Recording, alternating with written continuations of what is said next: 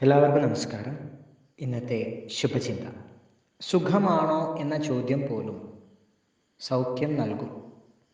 ഓർക്കുക, ഒന്നും മിണ്ടാതെ നടക്കുന്ന ജീവിതങ്ങളിൽ ആരുമറിയാത്ത ചില സങ്കട കാഴ്ചകളും നിരാശാ നിമിഷങ്ങളും ഉണ്ടാകും.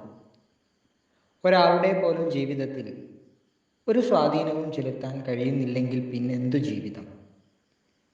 ആരുടെയെങ്കിലും ആരെങ്കിലും ആവുക എന്നത് വലിയ പുണ്യമാണ്.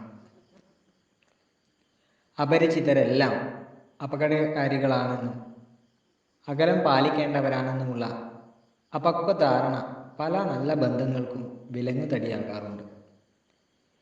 എന്നും കൂടെയുള്ളവരാകണമെന്നില്ല എപ്പോഴും താങ്ങാകുന്നത്.